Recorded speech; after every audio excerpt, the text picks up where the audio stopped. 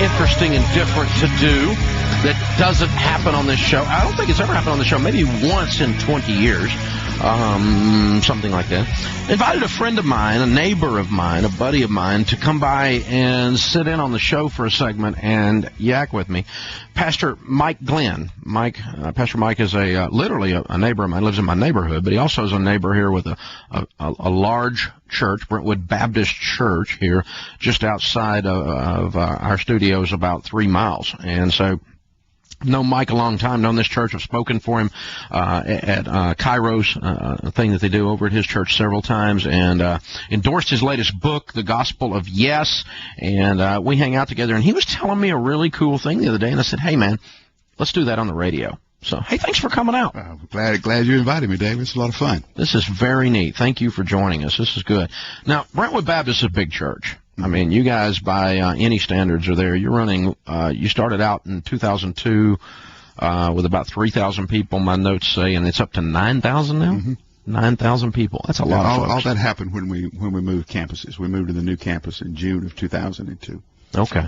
All right. And so you got into a bigger place, but with that bigger place, like with a lot of churches, what that meant was a huge pile of debt. I mean, you guys got about $60 million worth of land and stuff over there. This is a mega church campus, and you know, a lot of that's appreciated. We didn't all pay for that. That's what we have to insure it for now. Okay. But things worked out really well. We got the 60 acres right in the middle there of Brentwood. Got a great location. Mm-hmm. Facility is top notch. It supports our work in a lot of different ways, and that's what we're excited about. Mm-hmm. Is that getting on the other side of this indebtedness, which was a big prayer of ours, sets us free to do the kind of ministry and start other churches and work with communities around the world without having to think about the debt first. So you had about $12 million worth of debt on the thing. And 2011, we had $12 million worth of debt. And you and I were talking the other day, and you had the debt-free moment now. Debt-free moment. I mean, you guys have gotten there. How in the world, because a lot of churches, a lot of pastors, a lot of administrators listen to the show, because there's about 30,000 of them teaching Financial Peace University right now. And so a lot of them are listening. How does a church get rid of $12 million worth of debt? One, we started a long time ago, even before we started any kind of building. We put in what we call the debt wedge. Our financial team said we don't know where we're going to build, what we're going to build, or how we're going to build. We do know we're going to build. And so before anything happened, we were making payments. And it started at 2% of our budget and gradually went up to 20%. But we did it so gradually that it never impacted any of the ministries we wanted to do. So we were paying for the building long before we got into it. The second thing is we manage our finances very well. We're audited every year. We are tightly controlled in how we take care of people's money. So we go to great lengths to make sure that people trust our system. So if you give us $1 and say, I want it to go for this, we can validate that that's what your dollar went to. The second thing is that always have the vision in front of your people. The point is not to get rid of the debt. The point is to get rid of the debt so you can do all of the ministries that God is opening up for you without any kind of hindrance. And even with a family that's dealing with a debt issue, you always need to be talking as a family about what's going to happen on the other side of this debt. Mm-hmm. See, when we get free of this, all of this energy we're focusing on the debt is now going to be released for our family, for our parenting, for our marriage, and in our case as a church, for starting new churches in the area, being involved in missions and ministries from South Africa to Vancouver and locally in the Middle Tennessee area. Now, you got a massive ministry to young people. Oh, yeah. In their teens and in their 20s, mm-hmm. That show up and just completely cover that campus like an anthill a couple times a week. And coming to hear you speak, for one thing, but it's just you guys do squeeze a dollar and you make it work really hard. So you think the diligence of that and then this systematized thing, this debt wedge idea of we're going to continually set it aside. Mm-hmm. And so you were putting 20% of your budget at the end towards mm-hmm. the debt, and it just worked its way through? And we had a plan to be out of debt in 2015 anyway, mm-hmm. but we were always telling our folks, we're getting out of debt as fast as we can. This is what we want. And so when our members had particular moments of windfall, mm-hmm. and they would call and say, I've got this amount of money, what do you want me to do with it? It was always, let's hammer the debt. Let's hammer the debt. On the other side, we'll be free. And because of particular circumstances, we received several gifts that totaled $11 million in 2011. That when the debt wedge, and we were able to pay off $14.5 million worth of debt in 2011 in that economy. Now, wow. In that economy, paying off that much debt, I don't know how else you see that but as a work of God. Oh, it has to be God. It has to be. And he's smiling because now all of the budget, 20%, 1/5 of the money is now no longer going to debt. No longer going to debt. Now it's going to help people. We were able to increase our spending by 20% in 1 year and not move the bottom line. Man, that's incredible. So that was exciting. That's incredible. What do you think the biggest thing that you're going to be able to do that you weren't able to do before is? In particular?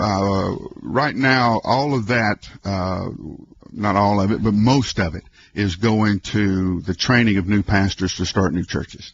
We're looking to start 15 churches in the next 5 years.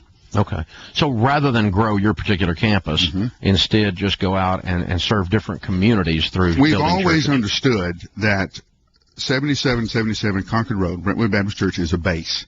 That's where you come, like a military base. That's where you come to get trained. That's where you come to get your orders, and that's where you are assigned from. That's why God put us next to an exit ramp.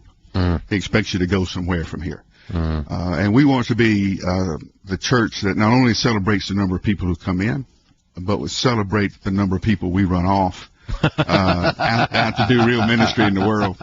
We celebrate some of them we run off here, but it's different reasons, Joe. All right, you guys had you did a Dave Ramsey debt-free stream when you had the burning. With our friendship, I've had the privilege of literally watching your ministry grow. I've been here 20 years as well. I remember when you first started at 99.7 and all of that, and everybody was going, only thing it does is tell you what your grandmother used to tell you. And then watch that. I've been able to become friends with you, so that was a lot of fun. So literally, when I realized we were debt-free, you were like the second call. I said, we've got to get on here, and we've got to shout out we're debt-free. So the congregation did it. Blake, you got a video or an audio of it. Let's hear what it sounds like when a whole congregation of 9,000 people become debt-free. When this news broke that we were going to pay off the debt and we were going to celebrate, Dave Ramsey called me. And he said, is it true? I said, yes, Dave, we're debt free. See, I get to have some fun moments in my life. That's the thing. Yeah, we're debt free. He said, hey, you got to give me a shout out. So on the count of 3, we want you to go 3 words. We're going to put them up on the screen here. We're debt free. All right. All right. 1, 2, 3.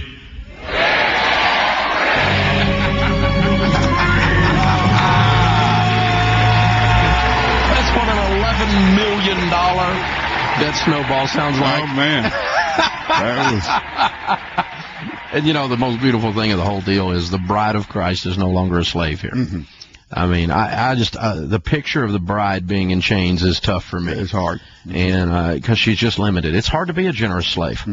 It really is. And so this whole ministry that you've poured your life into for the last 20 years and has exploded over here in our backyard is now freed up to do kingdom work not only in our backyard but worldwide. And our congratulations to you guys and to you personally, brother. I'm proud of you. Proud to call you friend, and I'm proud to be standing here next to something that works as well and runs as well with as much integrity as Brentwood Baptist does. Good time, friend. Thank you. Thank you for having me. Awesome. Hey, check out Mike Glen's book. It's called The Gospel of Yes.